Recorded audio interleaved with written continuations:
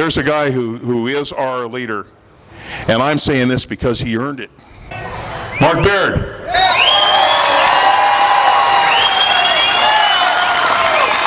Give him a hand.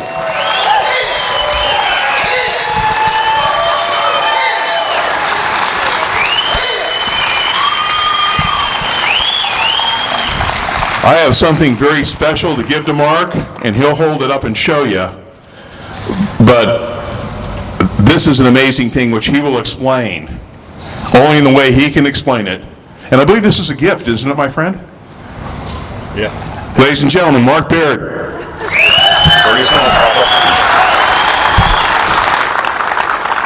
This is a picture from the Stony Ford Rodeo a couple of years ago, and the first event is the flag event, where young people ride around the arena full tilt carrying a flag, and they're judged on their appearance and how they look and how their horse behaves and so on.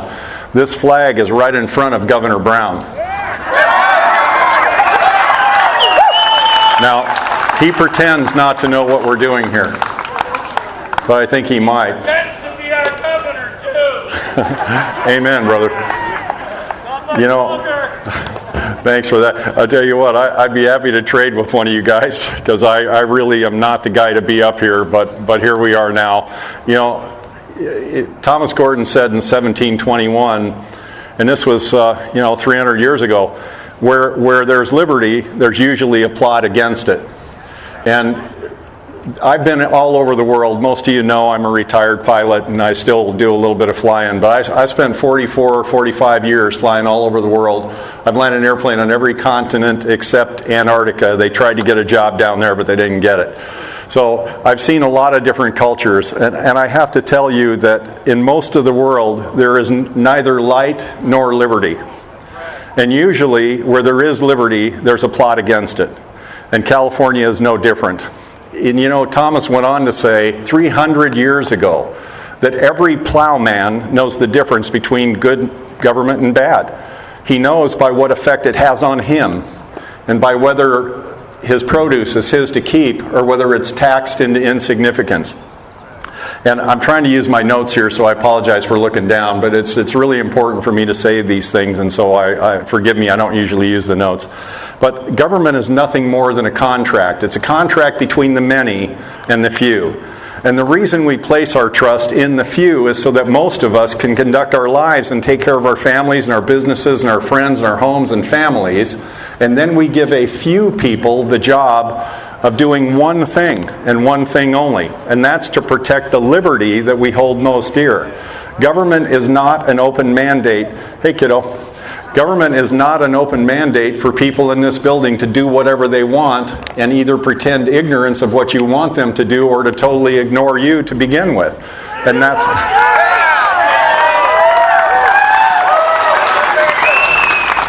Now, the founders of this state, the founders of the state of California, wrote the contract that is the Constitution of the state of California.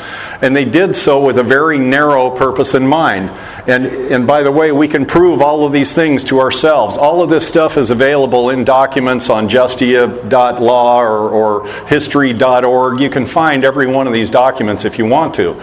But the founders of this state had a narrow purpose in mind. And here's how we know what it was. It's the preamble to the California Constitution.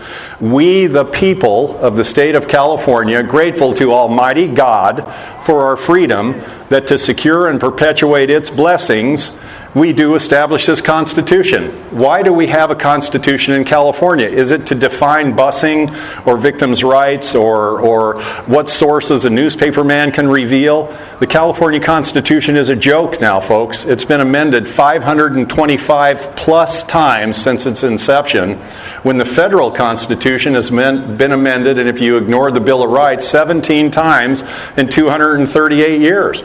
27 times if you count the first 10, and even a couple of those people thought better of and rescinded them later. The California Constitution has been amended over 500 times. And let me tell you what happens every time that Constitution is amended. Your life gets more difficult and more expensive. That's the result of that. And quite frankly, the Constitution of this state is the joke of the legal world. I took an oath to support and defend the Constitution of the United States and the state of California. I've taken the oath for the United States Constitution twice or 3 times, and the oath to support the California Constitution once. And I realized when I left the building after I took that oath to support the California Constitution that I'd never read it. And I thought, boy, that's wrong. I just pledged my life to support a document I'd never even read. And so I sat down and I read it. It's over 110,000 words. The federal Constitution is only 6,000 words. This thing has things in it that don't belong in the outhouse, much less the Constitution. But that document is designed to deprive you of your liberty and deprive you of your property.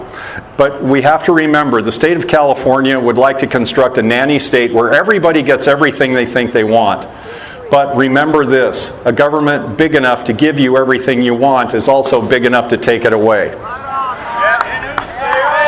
And how many of you out here trust a government that doesn't trust you? I mean, you are the people. You formed government. Government is formed for your good and your benefit. And Article 2, Section 1 of the California Constitution tells us that all just political power derives from the people. The people. Government is instituted for their good, not its own good, not to benefit itself. So how can we ask ourselves then, how is it possible that the government inside this building creates laws that you are subject to, but they are not? Is that rule by law or is that rule of law? That's rule by law. Aristotle created the principle of rule by law. That's where the word aristocracy comes from. He thought that there should be a ruling elite and they should create a set of laws which they are not subject to in order to govern you. Plato, on the other hand, said that we needed rule of law. That's where law is the great equalizer. It applies equally to everyone. Rich man and poor man will suffer the same fate for breaking the same law. Well, why is it in 2011 that the small amount of people in this building, the small minority of the people of our state, created a law where they don't have to comply with the same concealed carry laws that you do? In fact, they exempted themselves. They don't have to show good cause. If they want to protect themselves or their family, they just have to go say so and they get a concealed carry permit. You, however, in most of the counties of California, have to be able to prove that your life is in imminent danger and ongoing threats are mounted against you before you can get the same carry permit that they get just for asking for it. You know, the liar-in-chief, I'm sorry, the governor, no, I was right the first time. The liar-in-chief used state employees to prospect for oil on his family ranch. And he turns around and tells you, well, that's okay. Where'd that money come from? Well, I don't know. I think it came out of your pocket. Part of it probably came out of mine. But so we're here today to ask government a question. You know, I laugh, I have a joke. Every time I get up in front of a crowd, I pick up the mic and I go, can you hear me now? Can you hear me now? I'd like to ask the people in this building, can you hear us now?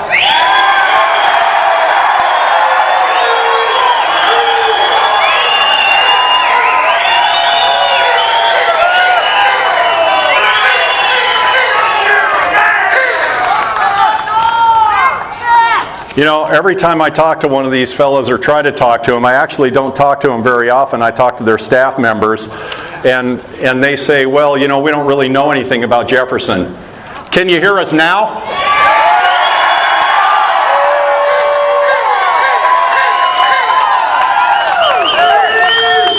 You know, I don't think the governor of this state, who calls the taxpayers of California freeloaders, can hear us.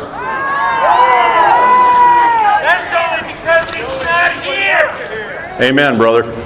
I don't think a legislature that causes hardworking, tax-paying citizens of the state of California to pay in excess of $1 a gallon more than anyone else in the nation pays for gasoline can hear us now. I don't think they can. But do you know why they want us to do that? Because you, whether you like it or not, are going to pay to save the world. You know, in fact, the way I remember this going, we've been paying for that for year after year after year after year. And to hear them tell it, we haven't saved a darn thing yet. You know, if I owned a business and I told my manager and I gave him a couple of $1 billion and said, go fix this problem, and he came back to me 25 years later and said, oh, the money's gone and I need $50 billion next time, and by the way, I haven't fixed a damn thing yet. What would you do? Would you keep handing him the money? You know, Boone Pickens, a very famous stock trader, he said one time that if you have a mansion, and it's the most beautiful mansion on the block, there's just nothing wrong with that house. You love it. Every time you walk by it, people admire it. People really enjoy seeing it. And you have a gardener that's doing a lousy job. What should you do? Should you burn the house down or fire the gardener? I don't think that a Los Angeles state senator who imposes a tax on the North State, which his people do not have to pay the SRA fire fee, I don't think he can hear you. Can you hear us now?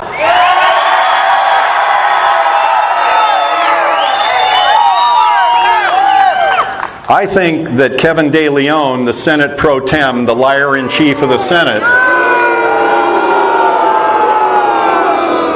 I don't think that he can hear us when he says it's okay to steal someone's identity so that you can sneak into this country or into this state because, hey, that's what it takes to get by. I wonder, would I do as well in court if I was driving the getaway car at a bank robbery? I didn't really rob the bank. The getaway car was what I had to do to get by. I don't think Kevin can hear you. Kevin, can you hear us now?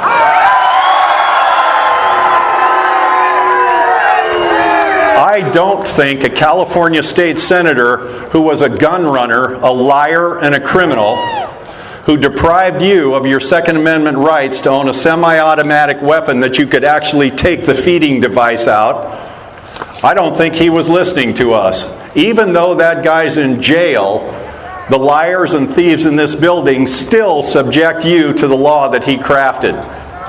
I don't think the liar-in-chief can hear you when he hires people like Mary Nichols, who used a fraud, Dr. Hiram Tran, to create data for CARB and decimate the trucking industry of the North State and the rest of California, even though the head of California's CARB knew those figures were a lie and a fabrication. Those regulations still stand. Governor, can you hear us now?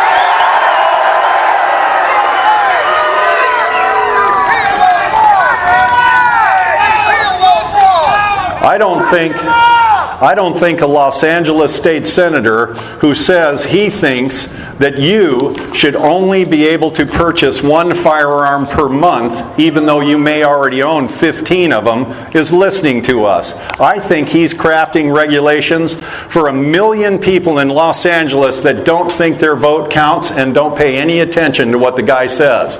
But his claim to fame is he was the art director for the Grizzly Adams TV show. Senator Portantino, can you hear us now?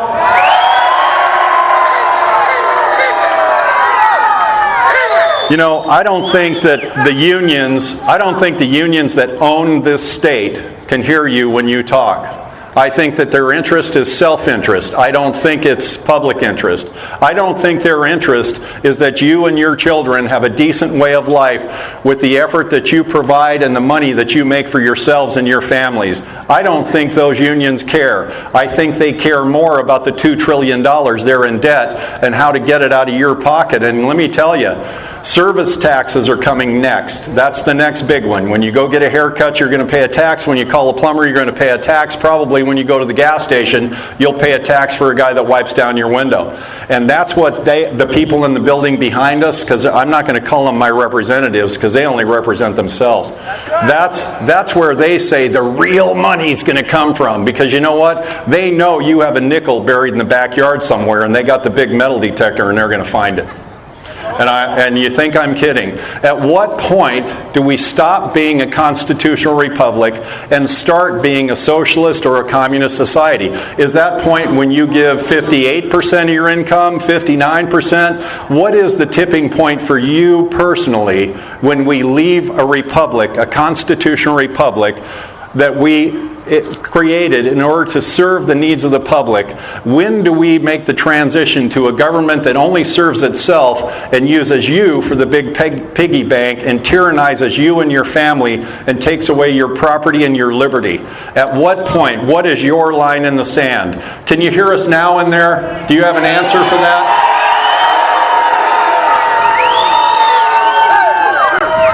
You know, these people have a price, though. Jerry Brown, the liar-in-chief, he did an interview with Gore Vidal one time.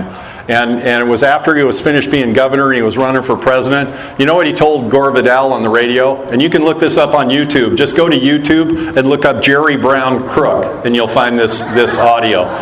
He told Gore Vidal, he says, Gore Vidal said, hey, Jerry, you started out opposing the B-1 bomber, and now you're running for president, and all of a sudden you're in favor of the B-1 bomber. And Jerry said, I was really surprised how cheaply I could be bought. Well, you know what? The people in this building, they're bought too. They're bought and paid for. But you know what their price is? It's your liberty.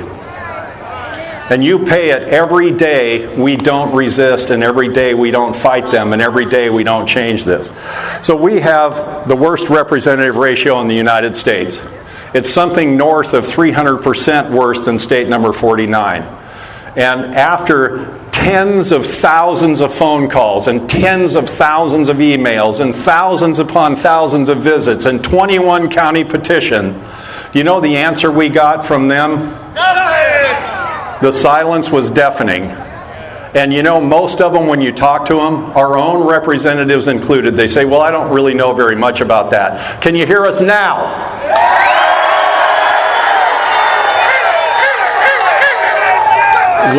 One state senator for 1 million people is not democracy, it is tyranny. If that guy did nothing but answer one call a day per constituent, he'd have to answer the phone 4,000 times a day. One assemblyman for 500,000 people is tyranny. And since we got no response, since we did not even get a fair hearing of our grievances through the petition, phone call, email, declaration process, we sued him. We sued him in federal court.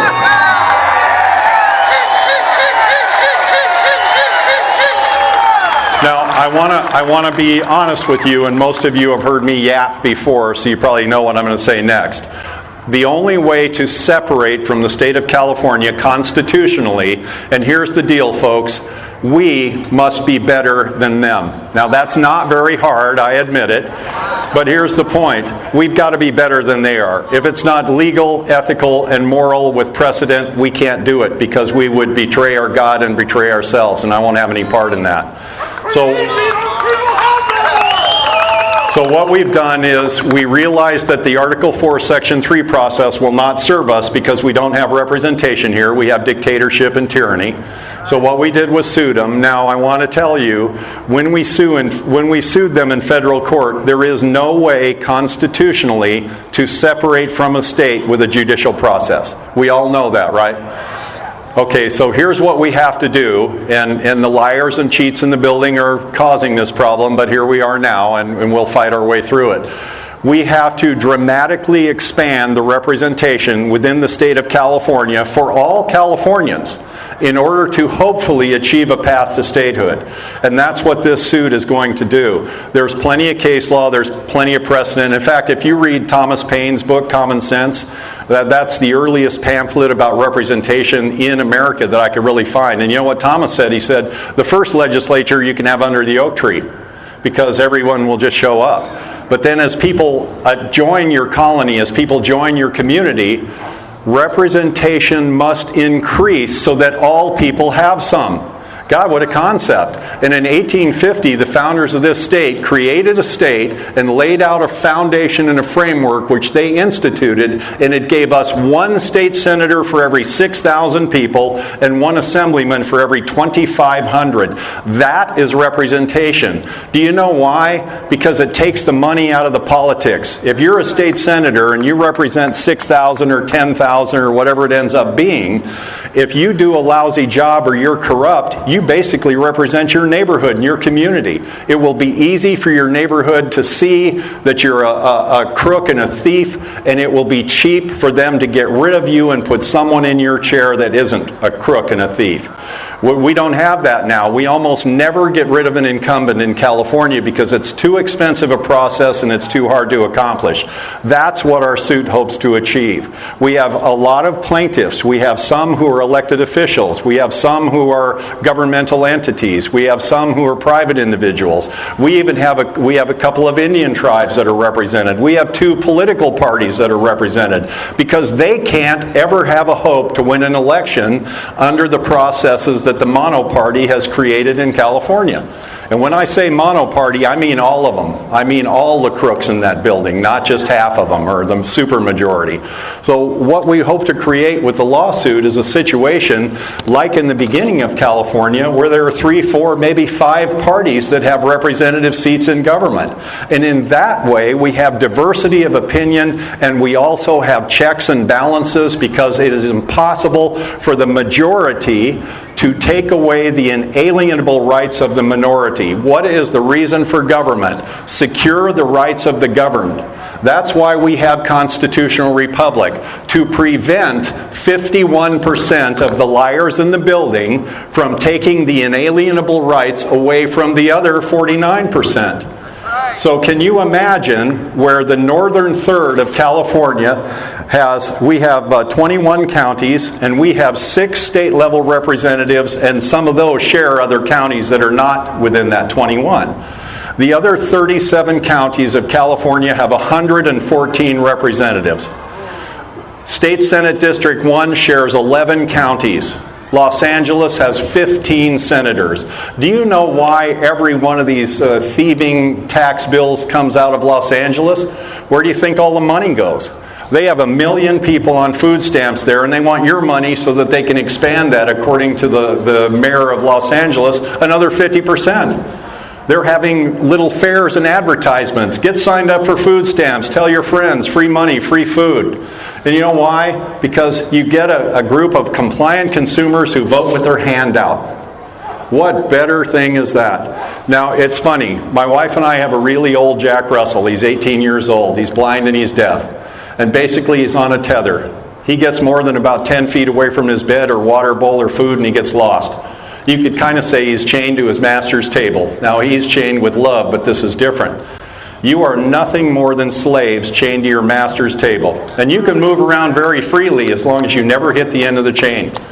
But you'll find very quickly that voting the way the people of the state of California have been voting lately, you're chained to the table and you are content with the scraps that your master flicks off on the floor for you. Is that what you want? Is that... Can you hear us now?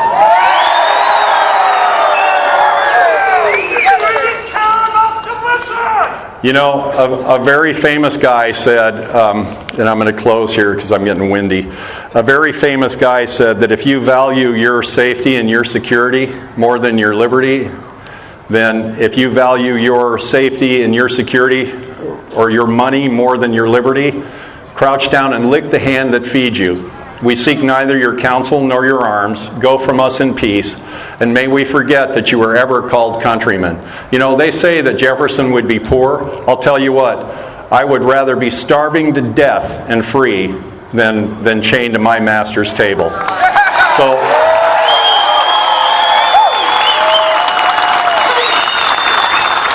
So I would like to say in closing that we pledge to each other our lives, our treasure, and our sacred honor in the cause of liberty in either the state of California, and if we can possibly engineer this through a settlement that is favorable to a path to statehood through the state of Jefferson, the 51st state. And when we finish here, I would like all of you to go in with me to the building. I'm going to present Governor Brown with a gift. I'm also going to present him with a letter because he claims he doesn't know anything about what we're doing. So I have a letter explaining what we're doing, and I'm going to give him a courtesy copy of our complaint that is now in federal court awaiting for the motions, the first motions.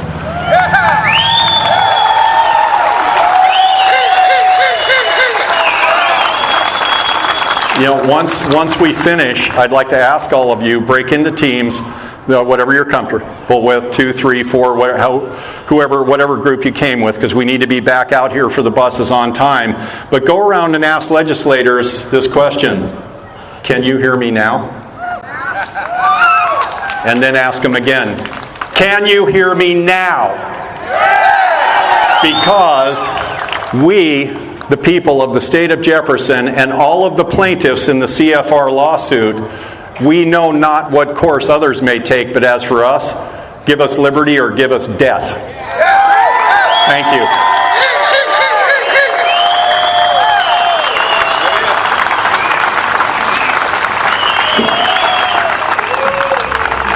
Folks, we're going to go around the north side of the building, and we'll go in there, so you leave your brass knucks and your keys with somebody you trust, and we'll all go through the metal detectors. And let's go to the governor's office and ask him if he can hear us now. Let's go! Here, all the important people are pouring out of their elevators.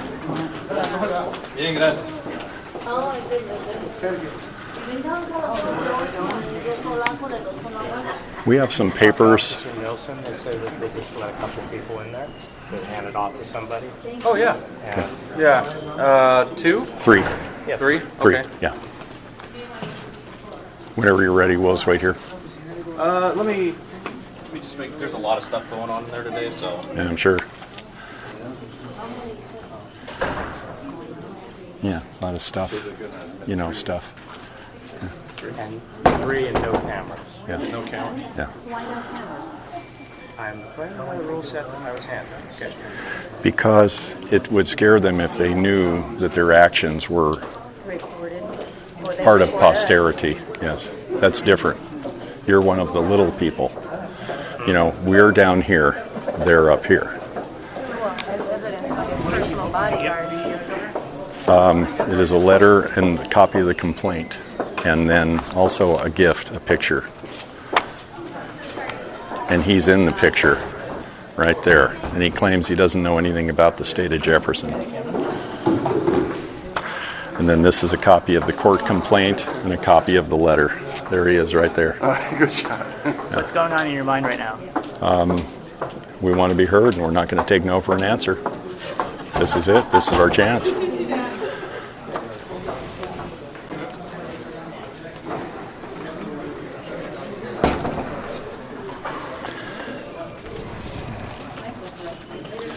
I don't think he heard us.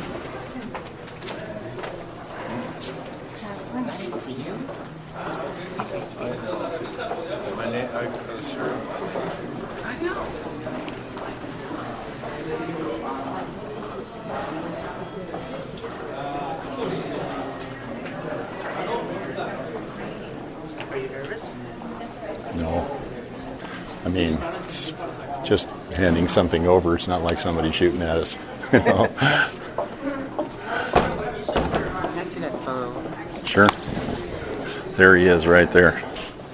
Oh, man. Isn't that a great shot? I love that. I We're love it. working out the logistics. Okay, thank you. They're arguing on how they're going to do this. Okay. They're And not then arguing at you, though, are they? No, there's, they're because we do this a lot. there's the governor. So there's so much going on today inside there. So we're going to figure it out. Hi there.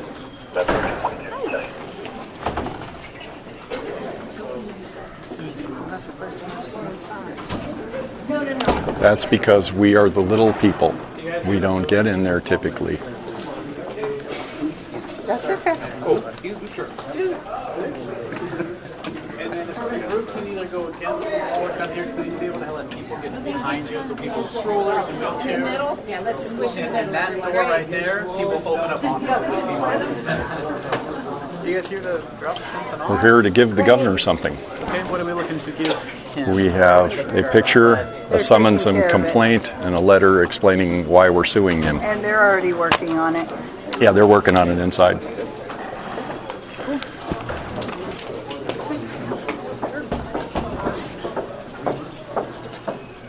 It's on his shoulders now, so he's Way to pass the buck. Hey, that's what I'm good at. That's what 17 years gets me on Yeah. the job. Yeah. Passing it off to someone else. I love it. I love it.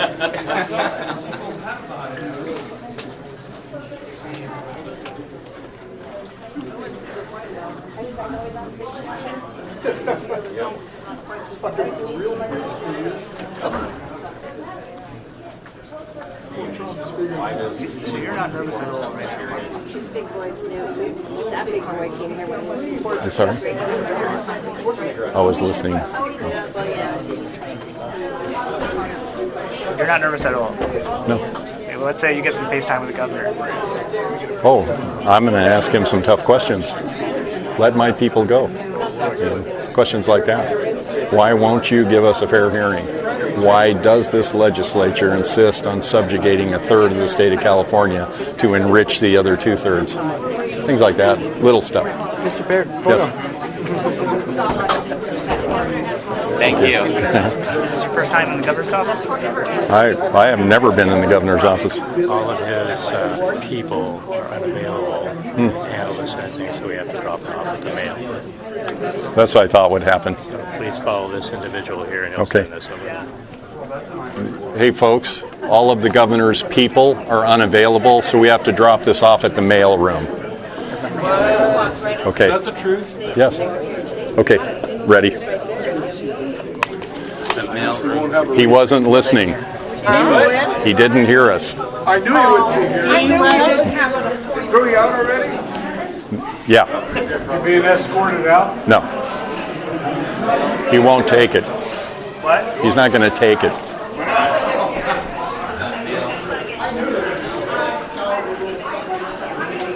See, you can't make this stuff up. This is going to make our case in court for us.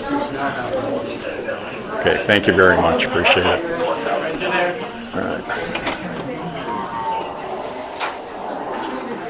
So all we do is drop it right here. Hold on. Yeah. Let me get Get some pictures of that. Oh, wait. Can you describe what we're looking at? Yes. This is the complaint, the lawsuit. The governor would not take it. He claimed that all of his people were busy, and he's too busy to deal with the people who pay his salary. And so he sent us to the mail room to drop it in a box. And I guarantee you it'll probably be in the box behind Najib by this afternoon. So the governor is not listening to you, and he doesn't care what you want and what you say, and he doesn't care what you need. What did he say again? He said his people were unavailable to take the information from us, and that we were to drop it in the mailroom. It was because of that pizza that they ordered. I don't know. Okay, here we go. Well, everybody, there's the proof for court. The governor is too busy to even take information from the people who created the government and pay his salary. Break into teams, go to your legislator, and explain to them why we're here. And thank you very much. God bless you all.